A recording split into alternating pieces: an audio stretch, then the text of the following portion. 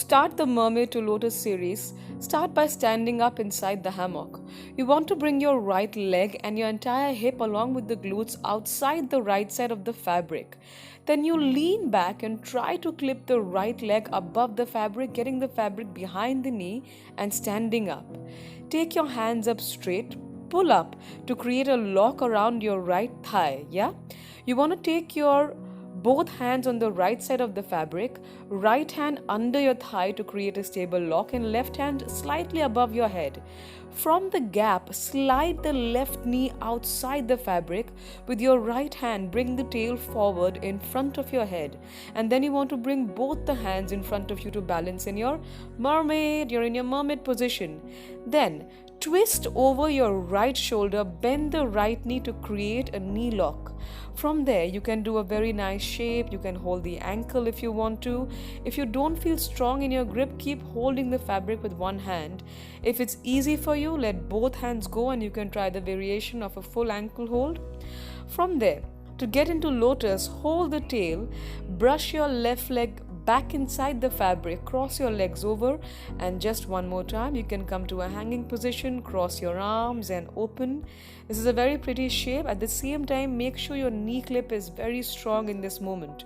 To come out of it, you want to bring the left leg down, then extend the right foot. You're going to slide down to rest on your ankle. Switch your hands, bring the other leg inside the fabric, push your pelvis up to come back to where you exactly started from. Very good job, everyone.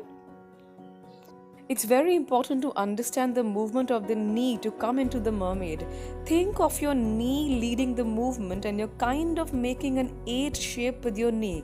The knee closes in, comes out. It's very important to keep the feet pointed, otherwise you might get stuck while trying to come into the mermaid. A few slow motion tips, everyone. When you bring your right leg out, you want the entire hip to come out of the fabric along with the glutes. Notice my shoulders are still locked and behind the fabric. That is very, very important.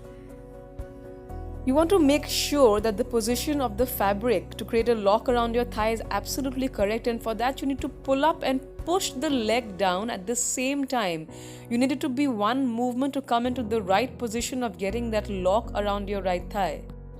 Now, as you prepare yourself to go into the mermaid, very important you bring your hands, both hands on the right side of the fabric. Right hand goes under your right thigh to keep your lock stable, otherwise you're going to slip out of it. Now that same 8 movement motion from your knee.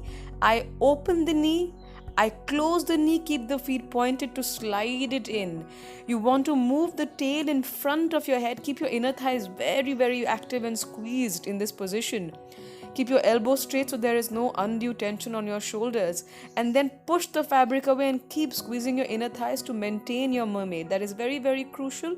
In the beginning, the fabric might dig in a little bit, but you do get used to it over a period of time.